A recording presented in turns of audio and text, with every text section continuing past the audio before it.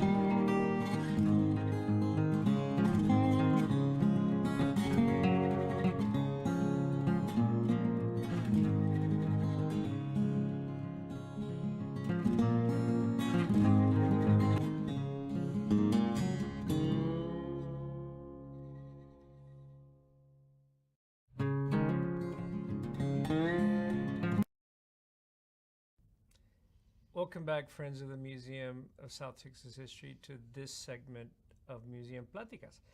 And so today we have with us Melissa Peña, who's the exhibits coordinator at the museum. And so, Melissa, I know that the audience knows you. Yes. Because you are all over the place. Oh my goodness. Aren't you? It feels like it Yeah, sometimes. you're all over the place. But Melissa, maybe just in a nutshell, do 20 seconds of a reminder to the audience of who you are.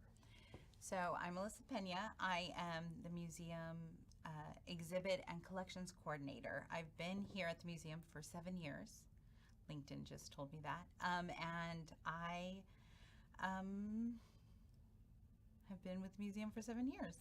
So LinkedIn is probably better than your boss because your boss doesn't even remember your title. I don't either sometimes. I have to think about it. So the reason we're meeting today, Melissa, is because you have done the installation of the Jose Cisneros exhibit. And so Jose Cisneros is clearly one of the, characters, symbols, almost an artist, obviously, but somebody who's embedded throughout this museum. Yes. It seems for probably 40 of the 52 years of this museum, maybe even 42 years, because I think he started in 1980 with a relationship with the museum. Talk about why it is, as someone who leads the effort in developing exhibits, temporary or exhibits, why it is that you identified Cisneros and his work to exhibit. So he really is throughout our exhibits, and it's just amazing that we're able to see history illustrated by Cisneros, and we read what's with whatever it is that we have that piece of art with, and it's just so perfectly told in that art. And I just really appreciate his work. It's really beautiful, and I thought it would we have so many great pieces that are ours. We commissioned them, so they're ours, and I just thought the public needed to see them. It's really an impressive Cisneros collection. Yes. I mean, I don't know if it's a personal collection or it's a museum collection, but it's really a personal collection that the museum owns. Yes. Yeah. And it tells so many stories that cover such a swath of history. Absolutely. Yeah. So speak to how you develop a logic for how to put together this exhibit, and then tell us where it is. So I really we have this book in the bookstore, and it's Borderlands, and it goes piece by piece, and it starts with prehistory, and it goes all the way through to World War II, and tells the story of each piece. And as much as I would have loved to put up all 56, I think we have 56 pieces, I just did not have the space. So I picked the ones that were really beautiful and kind of filled. There's a couple that I left out because they were closely related to the next one. It was hard. It was really hard to choose, but I picked, I want to say I picked 34 pieces out of the 56, and that's up in the, what do we call it? I call it the jail. In the cell block gallery. The cell block gallery. Which is the largest room in the 1910 jail. Yes. And which is a room, the cell block gallery, that had Faces de la Frontera. Yes. For maybe a year and a half, almost 2 years. Mm-hmm. And so you have replaced that with this changing exhibit, which is a Jose Cisneros. And so while you say that you don't have the space, it's still an ample enough space to be able to, spaciously kind of. Well, you don't want them too close together, because I want you to see each piece for what it is, step back, really appreciate it. And it is, we do have that interactive feature of the app, which, so Jose Cisneros was colorblind. And so we have a free app that you can use to see the exhibit. First, see it as you would with your eyes, and then go back with this app and get the feeling of how he would have seen it. there's a lot of pink skies in his work, and when you look at it with the app, the skies are gray, they're blue, the colors are completely different. So it's just really interesting to see it in those two perspectives.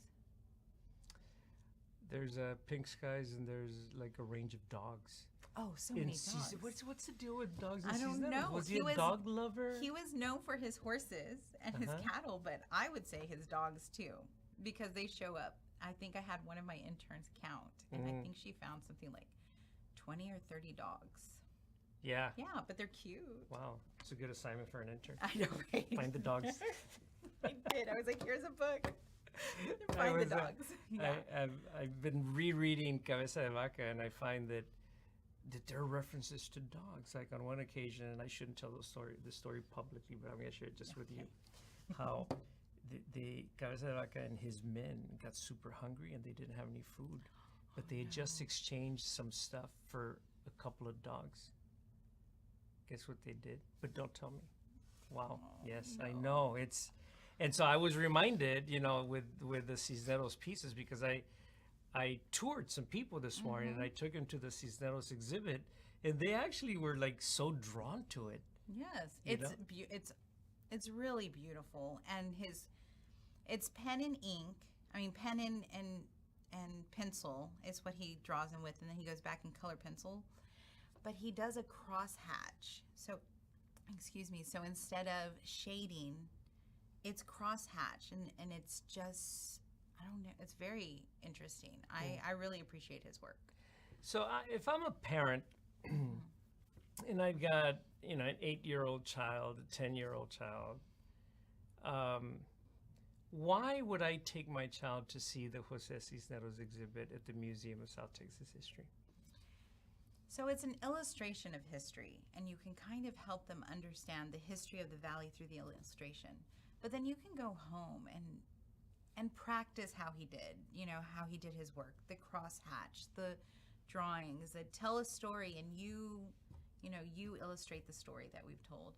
I just think it's a great icebreaker. Like it's a great way to get your child started on a little project, and to understand art a little better, because each one has a story. So you're not really interpreting it, but you're getting the idea of, oh, that's a stagecoach. This is the lady waiting for it, whatever. But I just think it's a great introduction into art because it's easily understandable. There's a piece that's one of my favorite pieces where Cisneros includes like maybe 4 or 5 native people. And one of them looks like he wasn't from here. His garb, his dress was very different. It looked very ornate.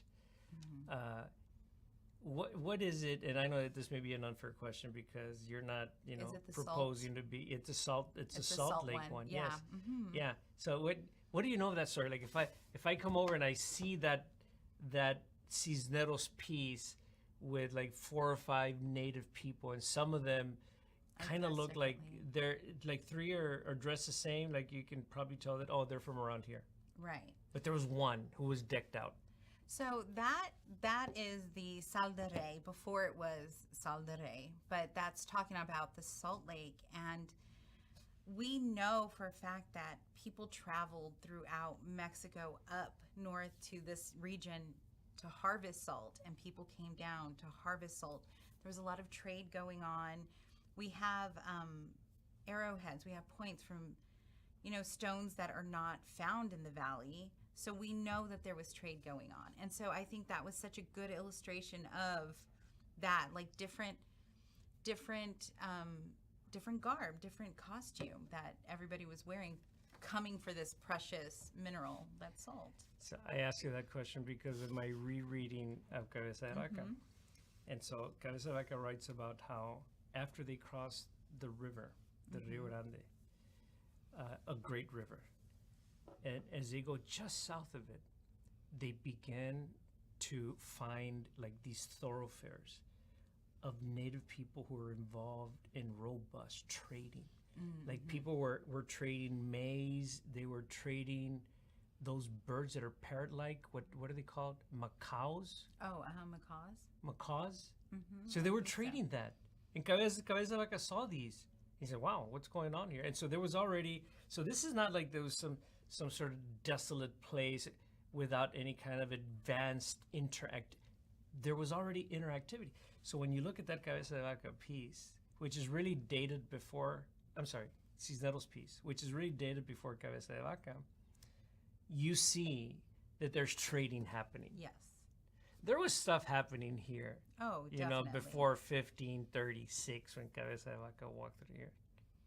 Salt is such an important part. So, I mean, why wouldn't you come up here for the salt? And he's got a couple of pieces on the Sal del Rey. Mm-hmm. That one, and then there's another, you know, where they're like carrying salt onto, I don't know if it's donkeys. But then there's also one that has camels. And so camels were used by the Confederate forces to carry salt from the Sal del Rey down to the mouth of the river. Yes, the valley was a central part of the Civil War, and I think that's told in that piece with the camels. Yeah. Wow. What's your favorite piece that you put up? Oh, that's a hard one. I think that the first native Sal del Rey is really good, and I like, and this is so ridiculous, there's one called they sell properties. Why can't I remember an agent? Anyway, it's this lady standing there and she has like a little Boston Terrier dog, and I think it's cute. I don't know. I like that one. I like a lot of them. I like his use of color. And he does use a lot of color. His wife and his daughters helped him choose. So there's a lot of bright colors. Oh, the piñata one is really cool too. I like very that cultural, one. very colorful, very jovial. Yeah. Yeah, that's a good one. Like that would be a great birthday card. The front of a birthday card would be that piñata one. That would be. Idea. Okay. All right. So, Melissa, anything else to say about the exhibit that you've just installed? No, I just hope that, I mean, it goes along with this book that you can find in our bookstore. I hope everyone comes over and enjoys just seeing some beautiful art that goes along with history. And obviously that's our forte. So how come you didn't ask me what my favorite piece was? What is your favorite piece? I'm so sorry. I'm glad you asked. I really enjoy the piece that is actually a little bit erroneous because of the technology that the workers are using. And so somebody pointed out, it was an elder who came in once and he said, that technology was not around at that time. Oh my goodness. When it's titled Clearing the Brush.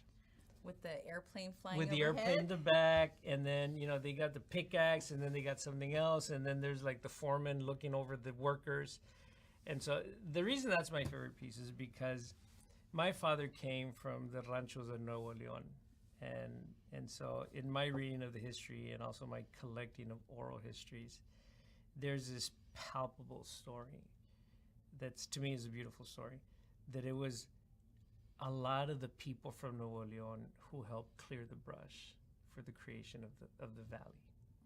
And so Cisneros gets that. Yeah. Yeah. So, but I'm glad you asked. Yeah. Yeah, about that. Yeah. Sorry. Okay. Melissa, well, thank you for all your work, and thank you for it's a gorgeous exhibit. It really is. I love the spacing. I love how, you know, there's enough white space, you know, so that you're not bombarded with this busyness, but instead, you know, it's a very nicely crafted, nicely curated spacing of beautiful pieces of art that are Cisneros pieces. Yes, absolutely. All right. Thank you. So when we come back, we're going to have a conversation with the elder here at the Museum of South Texas History, and Tom Fort is the fellow who will share so many stories about Jose Cisneros and the collection itself. And so he's got some fantastic stuff. And so as we exit, Melissa, one thing we didn't talk about is that little lobby area where you place the letters that Cisneros with his beautiful calligraphy, amazing penmanship. so readable. I know. It's gorgeous. Yeah. It's its own piece of art, Yes. the way he wrote. And Wow. it has a photo of him and his biography there, so you can learn a little bit about him before going in to see his work. Yeah. What a gift he was, and what a gift you've given us with this exhibit. Thank you. Well, thank you. Okay. All right. So we will be back. I'm Kevin Shropshire. I'm from McAllen, Texas, and I'm a contributor now. My name is Edward Wallace. I'm from McAllen, Texas. I have a family membership here. Great opportunity for us to be able to be part of something that was totally Valley. Yeah, it's good to have something that's totally Valley because, if I'm not mistaken, I don't think there are any other museums of this quality. When I see the place from the outside and I walk in and I have anything to do with just being in the museum, I'm like, this is a really cool place.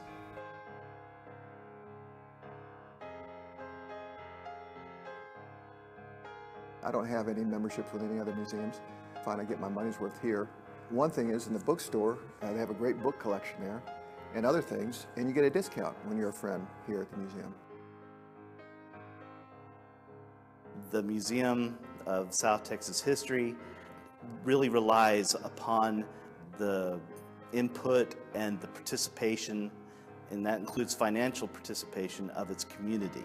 It's nice to be able to say, well, I'm doing some little bit to help it, because I know it's a huge deal to keep this place open every year. That it's very fun and educational, and there's many events, and like Pioneer Day and the puppet shows and summer nights at the museum. This is a really, really fundamental institution. It's a beautiful place. It does really, really important work. It's an attractive exhibition. It's a teacher of our history. You get to be a small but important part of that by just being a member. You should be a member. This is something important to us to preserve our history. If y'all don't do it, it's gone. If you don't want to support this museum, a lot of that rich history is going to be gone forever.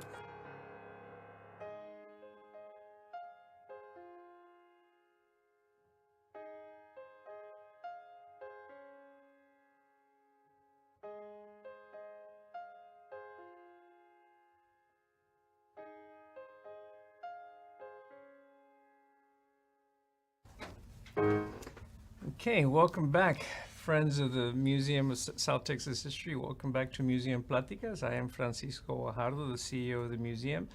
And I have with me, this is not Tom, but Tom is actually efforting to come into the studio. So I think that we're going to see Tom in a little bit, but this is Lynne. And so, Lynne, I think that the audience knows you from previous Museum Pláticas, but They might. just tell them who you are again, just as a refresher. Well, I'm Lynne Beeching. I'm the development officer here at Most History and have been so since 1990. So I've been here for a while. Love the museum. Thanks for, checking in with us and being a part of the Pláticas today. So, Museum, Lynne, this guy, Jose Oh, yeah. Cisneros, is a big deal, Yeah. and I think has been a big deal at the museum for a number of years. In fact, probably for more than half of the life of the museum. Yeah. So, in your view, you haven't been around now for 32 years with the museum as a staff member, but you were involved with the museum previously. prior to that, yeah. And previous to that, that's right. And so you actually have seen Cisneros kind of, sort of develop his own kind of name and presence with the museum over a number of years. So what is your observation of the kind of role that his work has played with this? Well, he's a pretty fascinating man. I think pretty inspirational as far as where he came from and what he did on his own. Taught himself to read, taught himself art, this kind of thing. Now, back in the 80s, the museum did have a few of his pen and ink hand-colored drawings, and I remember being a docent back in those years and talking about them to the kids. Of course, we only had a few. I'm not sure how many, maybe a dozen, half a dozen. And but anyway, I think Jose Cisneros is something else. To be able to do that, and I was reading something about him that he taught himself to read, but later on, when he and his family moved to El Paso, he was able to get some schooling, to go to school. And he had a history teacher who was just a remarkable storyteller, as he mentioned. And it opened up this world. And he would tell stories often about men on horseback. And Jose Cisneros fell in love with horses, and then went from horses to what it's called horse furniture, but we call it tack, saddles and that sort of thing. And that's really his expertise. And, of course, later on he ventured into other things, but it was really the horse and the rider that was his passion for art, his subjects for art. Yeah, Tom Fort, who we hope to get on here shortly, but Tom tells the story of how, I think it was 1970 when Cisneros published a book published out of Texas Western Press. And at the time, there weren't many artists that we knew of, I guess, or the museum people knew of, that really focused on the borderlands and the historic aspect of the borderlands. Not so much, what was going on today, but the different eras, I guess, and the vaqueros and the early people that came and settled the borderland area, which was his subject. So, yeah. Yeah, and so then the museum, I think, commissioned a piece of art by Cisneros, and sometime like in 1980, early in the 80s. Yeah, I'm a little rusty on that, but that sounds about But right. then he would produce one piece, Yeah. and then and that one piece may be I this think one. this might have been the first one, which is the vaquero. I don't know Yeah. if you can see So it this from is here. actually, this has become quite iconic And here. it's my favorite one in this series that we have, in the collection that we have. But And he was so good that the museum then said, Jose, how about doing another one, and then another one, and then before we knew it, like 18 years later, yeah, and there's like a whole collection of Jose Cisneros pieces. I think most of the early ones were the writers, and then later, when the idea to do this book came to be and to get this collection, that we did our Tom Ford, actually, our historian, did an outline of the history, the major eras and things that happened, and then he was commissioned to do pieces of art that would represent those particular eras of history. And so it's I keep going to book here, but in this collection that we have, which is in the book, you'll see a variety of things, and you'll see some pieces that are not riders on horseback. But again, his best work, in my opinion, and my favorite ones are the horseback, the And riders on horseback. What is iconic about Cisneros Yeah. is And they say that he concentrated on the horse and the tack on the horse, and then later, as an afterthought, put the rider on. So I thought that was interesting. All right, But, that's terrific. So Lynn, before you exit, Yeah. because we're gonna have another segment here with Yes, Tom. great. Before you exit, why don't you talk up the book? Because Okay, we actually have this book here, and we have a number of copies. we do. It's called Borderlands, the Heritage of the Lower Rio Grande through the Art of Jose Cisneros. And I think it's a very cool book because it gives you sort of an outline history of this area, the Lower Rio Grande region here, Borderlands. So there's a section about the artist, there's a section that's an overview of history, and then each piece of art that's in here, it's all laid out like this. So you've got the art piece, and then you've got a panel here that talks about what this represents in our history here. And so it's a great coffee table book. It's a great quick reference book. And by looking through it, which you can do leisurely, enjoying the art and words, the pictures and the words, not just the pictures, you get a really good idea of our history here, Yeah. the overview of it. So I think it's a great book. We have it at the museum store, and it's on special right now, along with the exhibit for only $10. Whoa. Which is really amazing. Really? Yeah. So This you can buy for $10? you can buy this for her right This now. is crazy. And so it's a great piece. It makes a great gift. So Yeah. come on in, enjoy the exhibit, and I think the exhibit's really cool too, because you not only enjoy the art and the history, but you get an opportunity to maybe understand more about the artist being colorblind and being able to produce these kinds of things with help. So Yeah. anyway, Yeah, Melissa come on actually, and see us. Melissa spoke to that. Okay, I didn't, Yeah, I didn't know and what so you talked about. in her interview, she spoke about the QR code and the meaning of it and Yeah. how it takes you into a different kind of Yeah. dimension. So, Lynn, thank you very much for Well, being you're welcome. on the program Thanks today. for having me. And so when we come back, friends of the museum, we will be joined by Tom Ford and really get into the depth of some of these Jose Cisneros stories. So stay with us.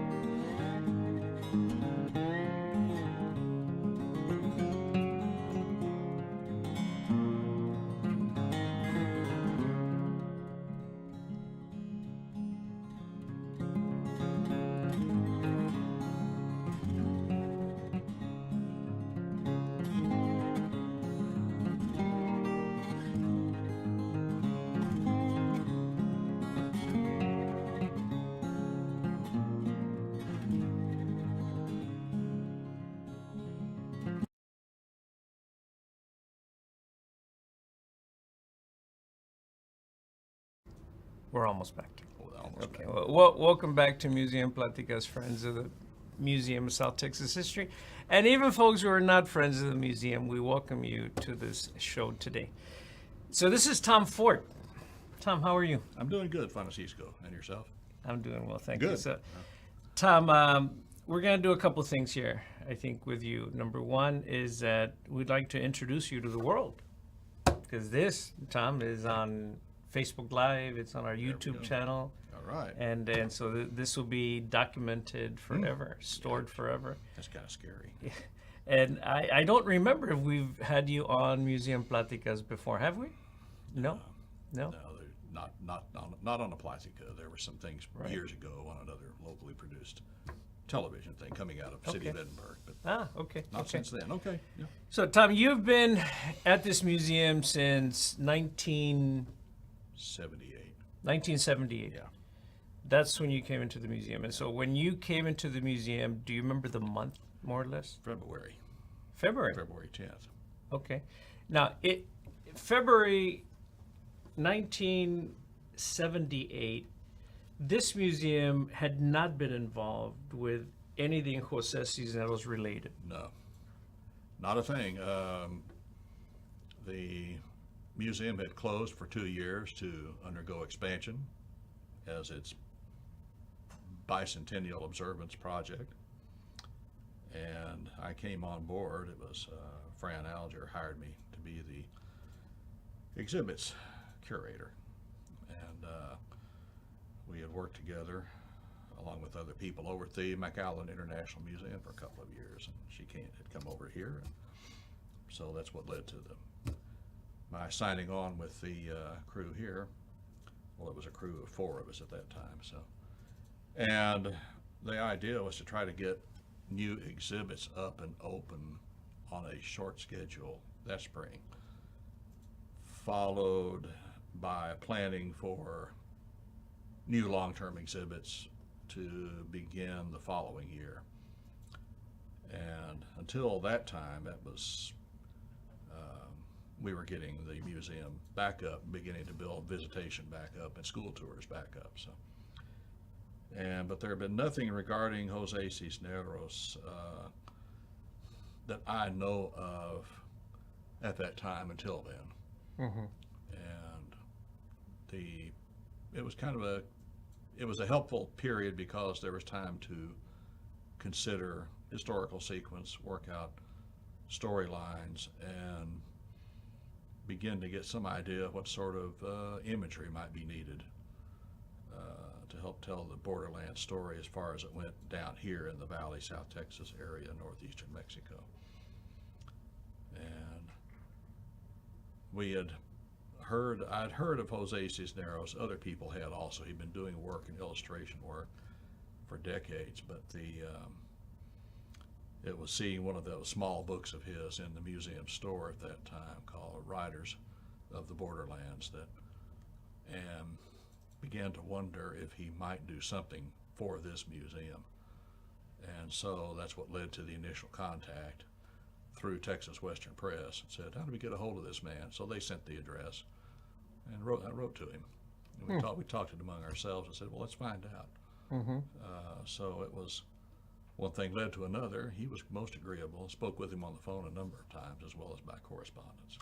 And that's what led to this beginnings of this long series of illustrations for the museum. So when you reached out to Jose Cisneros, was that about 1980, more or less? About that, yeah. Yeah. His first illustration, in fact, it's on the cover of the book. It's dated 1980,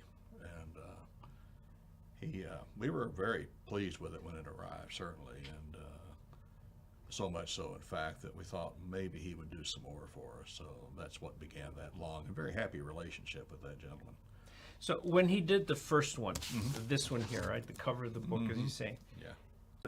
The framed picture was used in one of our exhibits upstairs talking about the Spanish colonial era, particularly as it pertained to the origins of ranching in South Texas. And certainly as things had developed, one of our previous preceding exhibits had been on early ranch life, and it was in those that I really wanted to bring out the Spanish origins of ranching as we know it in this part of the state, but also what spread from South Texas up into Texas in general and into the American West by virtue of the 100 years of the expansion of cattle industry. And so the vaqueros of the Spanish colonial era literally were the origin of the Texas cowboy, the American cowboy in so many ways. And so it was the kind of illustration we needed to not only emphasize the important role of the vaqueros down here, but also to show that we were able to get a hold of and get work done by a nationally recognized, internationally recognized artist and expert in this field with that knowledge that he had. By this time, Cisneros would have already had a long-standing relationship with major historians, major scholars. Yeah, and with many authors, obviously. So he had illustrated a number of books. He had had work done for galleries. I think he had work hung in the White House. He had had things else, a lot of recognition in the U.S. and beyond. And when we first contacted him, I didn't know that much about the man. Then I realized, again, in doing some research for the newsletter picture, that the man was born in 1910. He was 70 when we first contacted him. But one of those remarkable people who you never would have guessed. Still sharp as a tack, had all of his faculties apparently, and all of his artistic skills and talents. So really amazing gentleman. That's a pretty good role model for you, Tom, because that's about your age now, no? We won't go there, right? But so, Tom, your next 18 years could be. 70 or 700, take your pick. Yeah. But imagine that. I mean, think No, about stop it. and think about it. Yeah, because he passed away in '09. That would have made him 99 years old. So it's something to consider. But when he started doing work for this museum, he was about your age. He was about, yeah, And then he would a little younger. produce for 18. 18 years. From about 80 to 98, 90, yeah, about that era. Wow. That span. Really incredible. So- more of us should be able to, should strive to do what he had done, you know. That's Consider true. ourselves lucky to be able That's to do true.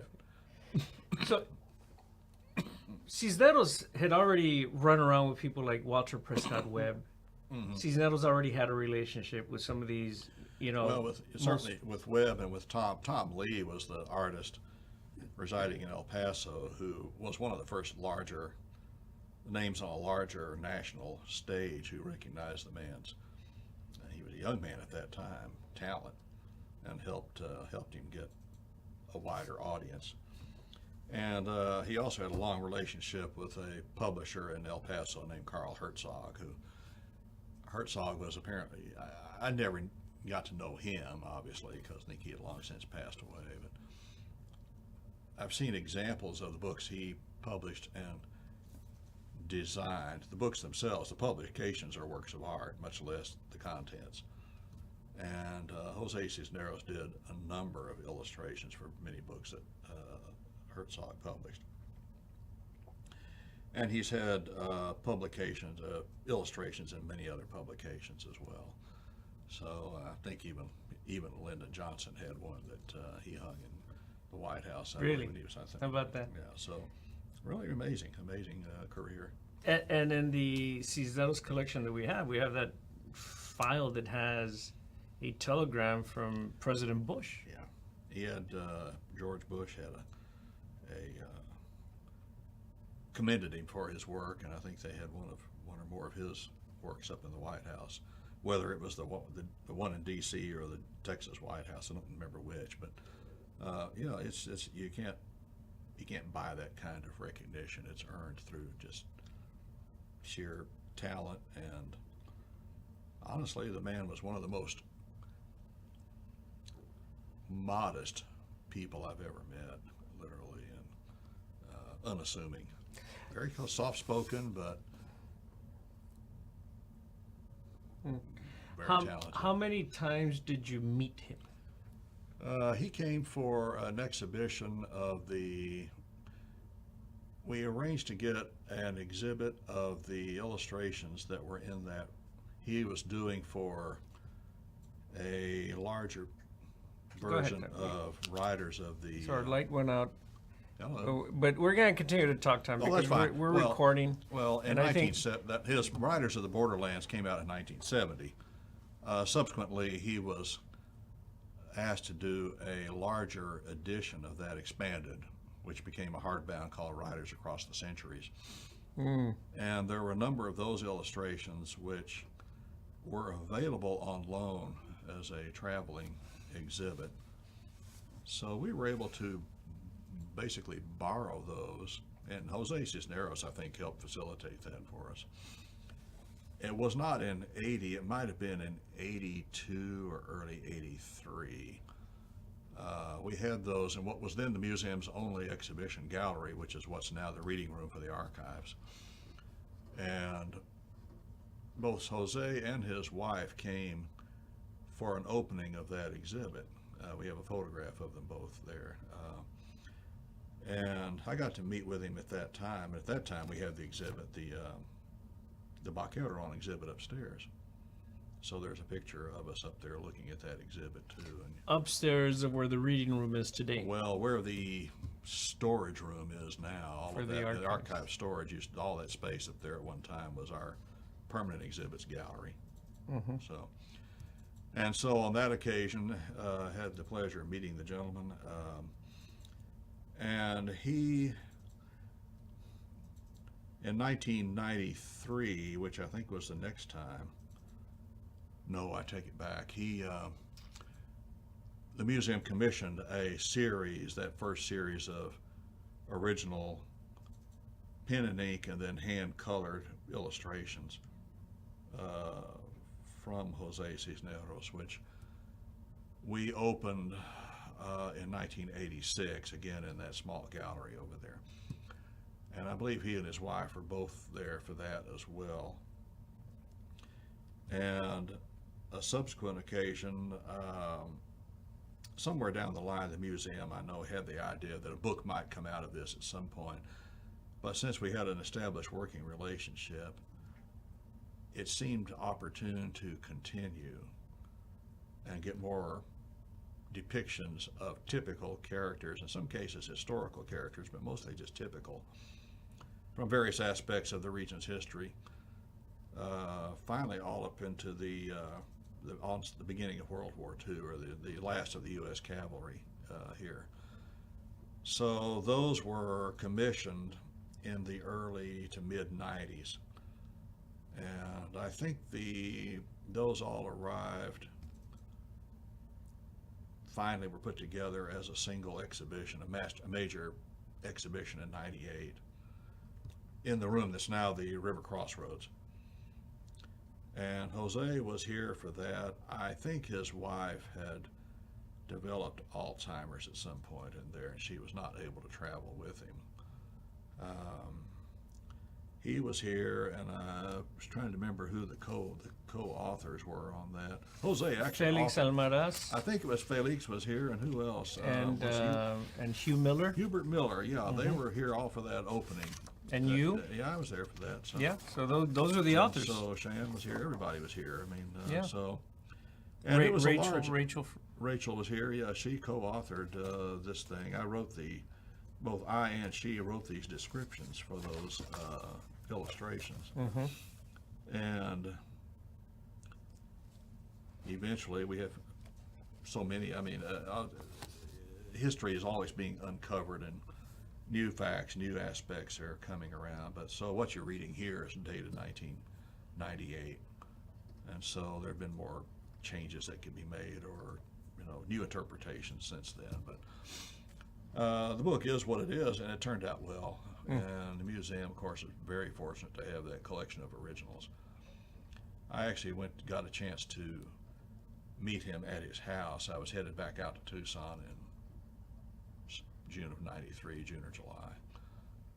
And I had called him and said, I'm going to be out there. Can I just come by and see you, visit with you briefly? And he said, sure, come ahead. And it's just like it's just ordinary, everyday people will just drop in. Well, sure, come right ahead. He told me how to get there. And it was just on a little residential side street there, somewhere up there in that northern part of El Paso. And he said, I asked about him, you got a studio, or where do you do your work? He says, come with me. So he was downstairs. In that desert country, you can have a basement and you don't have to worry about flooding. And so he had just a basement library and small studio area. I mean, saw he had a table about like this, and a drawing board set up about like that, and lights, and that was his whole work area. You might think of artists as having larger, more grandiose. He would do all of his work right there on that, and so it's just amazing. It's actually just, I got a picture of him there sitting at his drawing board, and so. Wait, is that picture there?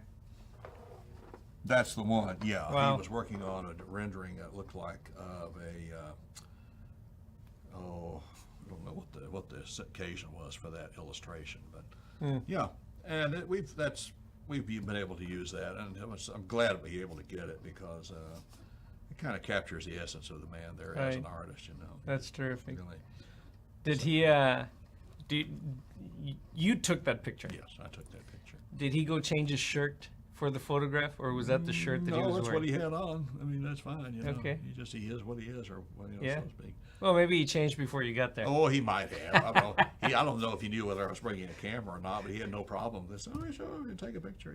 So that would have been maybe the fourth time that you actually had contact. Might with have been from that first exhibition, and then the 1986. That would have been about the third time, maybe. And then the fourth time, Must have been when he came for the opening of this exhibition here. 98, would that have I been? think that was 98, yeah. Hmm.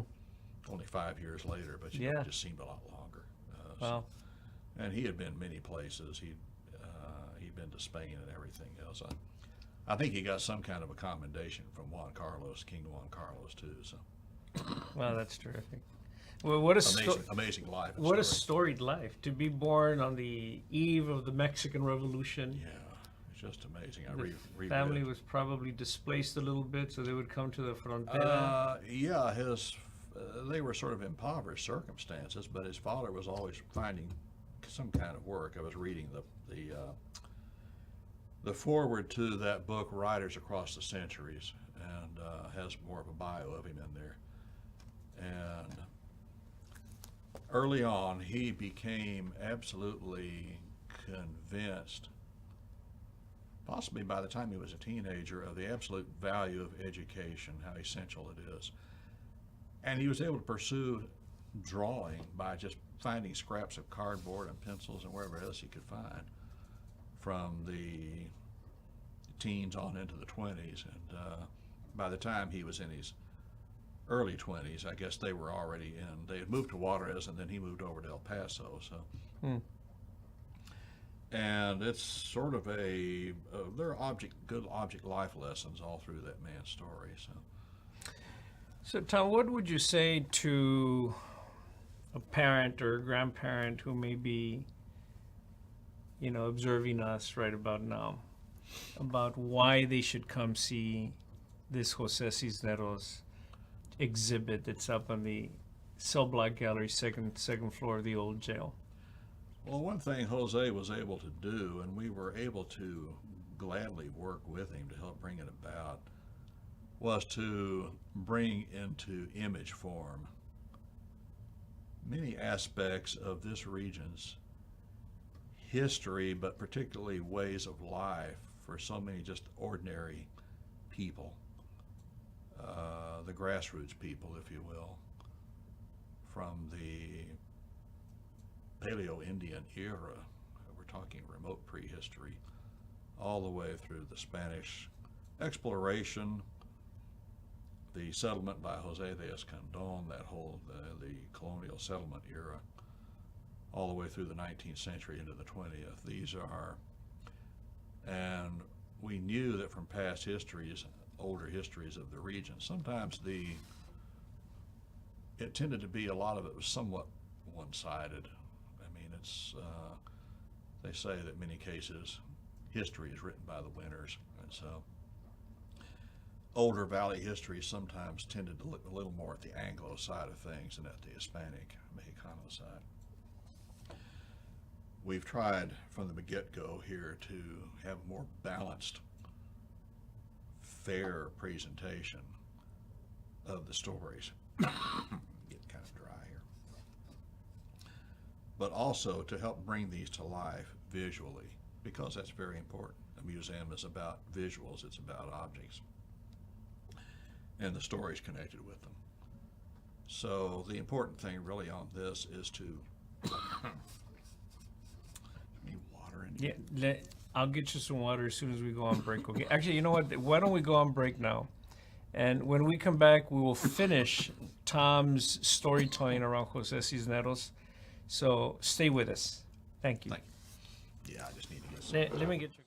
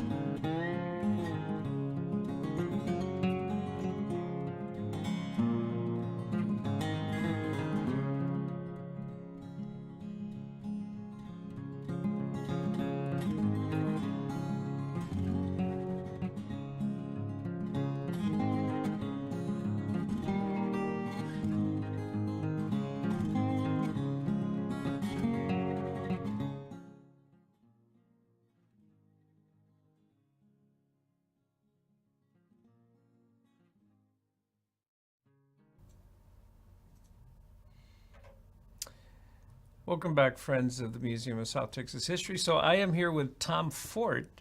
So Tom, you were talking about Jose Cisneros, and so you had a thought that you can continue with now and sum up. Well, when you were asking why would people want to come or should they come to see these illustrations, this exhibition, it has to do a great deal with the deep-rooted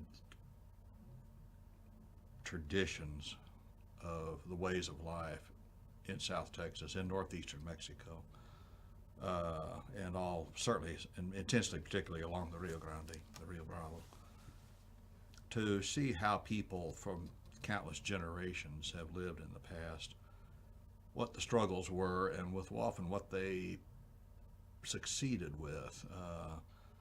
And one thing that we were happy to be able to work with Jose on was getting aspects of those ways of life and those characters.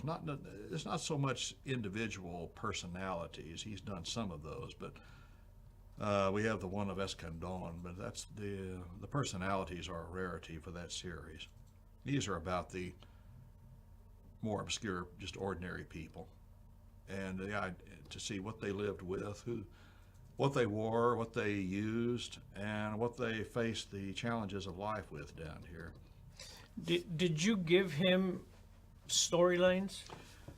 We gave him subjects, suggested subject matter, whether it was the Vaquero or Escandon was pretty straightforward, but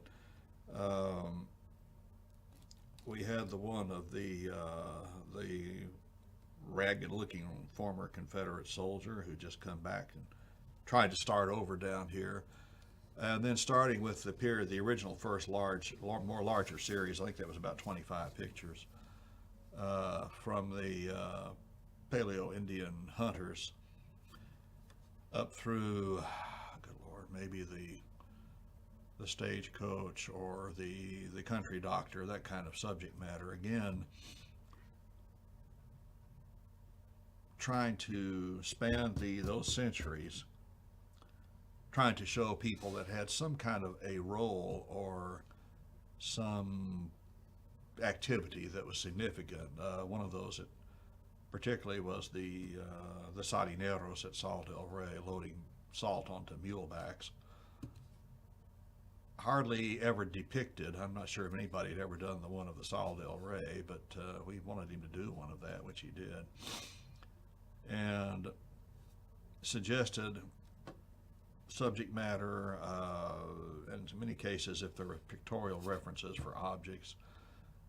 I certainly learned firsthand when I went and visited with him that he had a whole library down there in his studio. All of the visual references you could imagine. Books all the way down there, everywhere.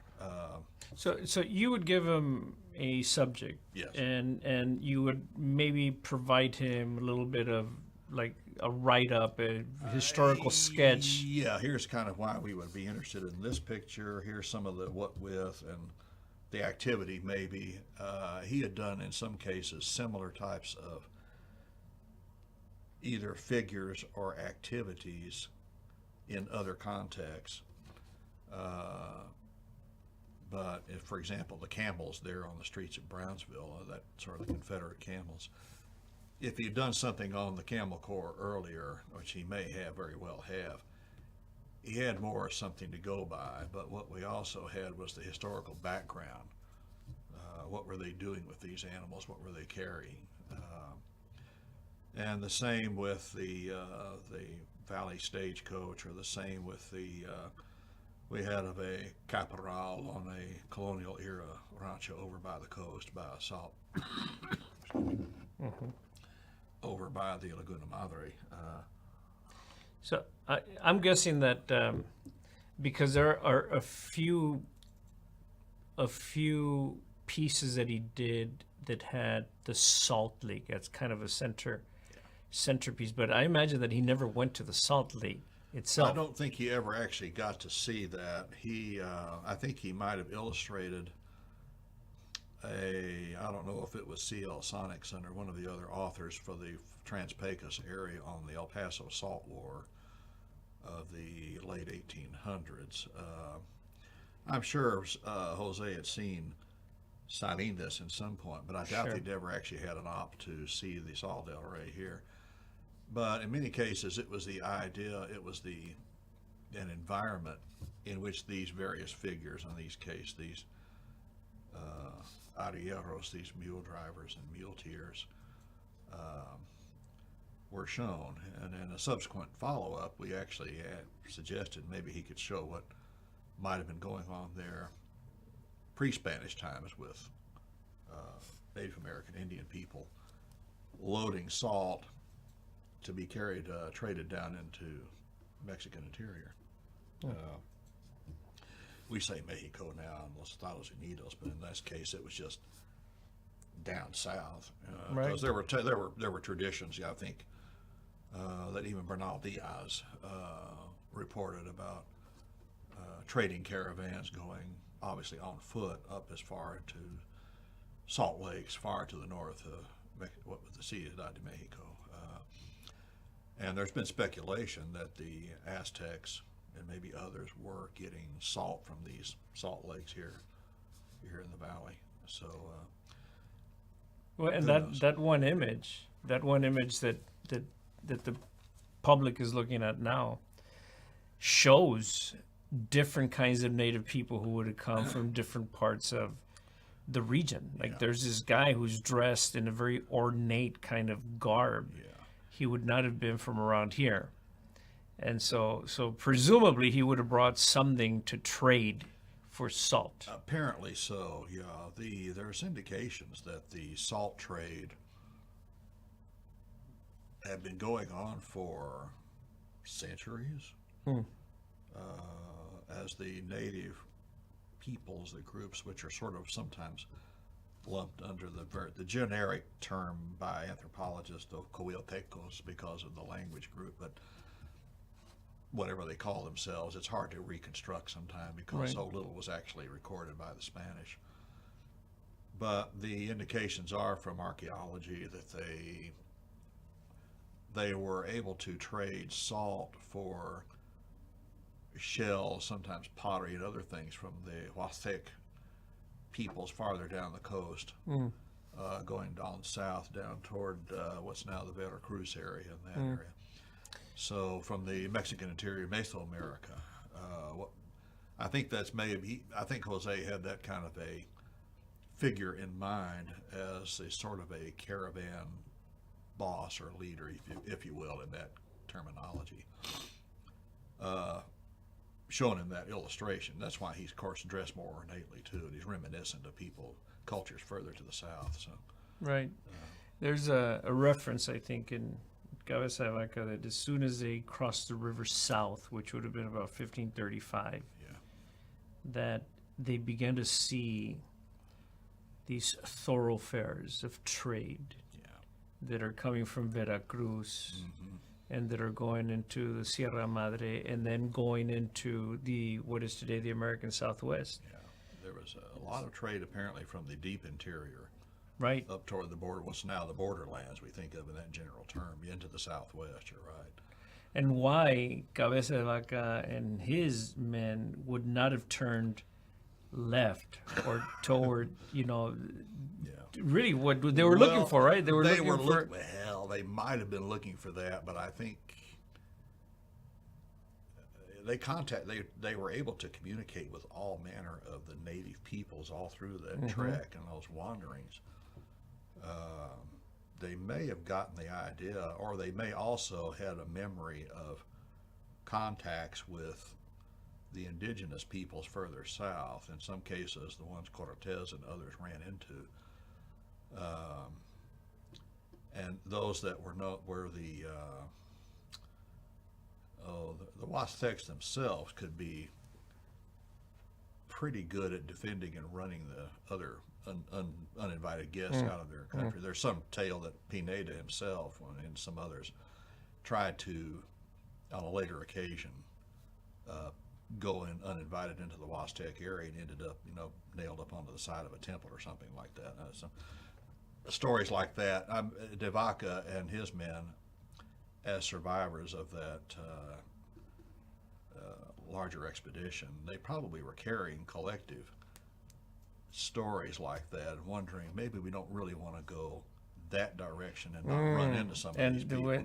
But what he writes about was that they were going to El Rio Pánuco, right? Yeah, the And Pánuco was down to the south, and that was the Huastec heartland. That's right. So to not go there, even though he had made references to that, but to go northwest could have been because of, same reason why they didn't come down the coast, because of the danger of the more coastal natives. Dangerous, exactly. You go inland. Wow. It's the whole subject, and without getting into that, but the whole subject of pre-Spanish trade links between the Mexican interior, the various indigenous peoples and groups down there, with the lands to the north, all the way up into what's now Coahuila, Chihuahua, Sonora, and on into the American Southwest. Is a whole study in itself. It's fascinating. Well, I find that one piece at the Sal del Rey to provide fodder for the imagination, the historical imagination, because that one piece tells you these people were from different places, and so then you can imagine, but then you got to go to some sources, and so if you go to the history, you go to the literature, you go to the anthropology, saying go to the literature of Cabeza de Vaca, and Cabeza de Vaca's references then began to take you in different directions. De Vaca is certainly an invaluable resource in that regard. That's right. Others. And so is Cisneros, because Cisneros he was able to reflect all of this. Right. So that's one thing that adds so much more value to this whole collection. Right. So in many cases, these are stories that had not really been presented, if you will, to a museum-going public here, not that we knew of. And it seemed like opportunity. So Cisneros' role in the development of this museum, kind of, from a macro perspective, how would you see him as an artist? Well, certainly he's back in the creation of that series of illustrations. He provided a image basis, if you will, for the expansion of treatment of these historical eras, from prehistorical all the way through the historical epochs, all the way up into the modern times, as a basis for present and future exhibit development of programs. So in many ways, he actually helped the museum, gave us an enormous amount of material to build upon, and certainly inspirational in that regard. And it's, one more thing, if people bring their kids to the museum and they learn about Cisneros, about his life and about the lives of the people he was depicting, they can turn to the children and say, you can be anything you really want to be. Doesn't matter. Sometimes the circumstances of childhood and growing up can be an influence or an impact, but many things can be overcome, or so don't let anything stop you, that kind of thing. In many ways, his own life story is a story like that. And the people that he's depicting, and history in just about any place you go and read, but certainly well told and demonstrated in the museum's region, has that, call it an object lesson, but an inspirational story for people to tell and learn and say, yeah, we can do this, or you can do this. And the living proof is all around us. So. Well, Tom, thank you so much for your years of contribution to the museum and giving shape to this institution that is a fine institution. And thank you also for bringing the stories of Jose Cisneros. We only have bits and pieces. Well, it's writing down as much as is remembered is something I've been trying to do, because it's time flows on by, and it's like write it down while you can. Indeed. Well, certainly, Francisco. Good. I'm happy to help out. Okay. Thank you, Tom. Okay, certainly. So this has been, but stay there, Tom. Okay. This has been the July 2022 edition of Museum Pláticas. We look forward to our August edition. And so friends of the Museum of South Texas History, please continue to follow the work of this museum. We have coming up this Sunday, we have the rise of mariachi music in South Texas. And so we're going to have 3 people who are actually quite instrumental 30 some years ago, maybe more, actually 40 some years ago, in really innovating that kind of cultural expression in the schools. And so that has exploded in the scene and has really changed kind of the flavor of the region in terms of how we celebrate and those kinds of things. But thank you to everyone for joining us. And so we hope that you come to the museum so you can see the Jose Cicero's exhibit, and so you can also take in the museum and its grandeur. So thank you very much. And so we will now sign off.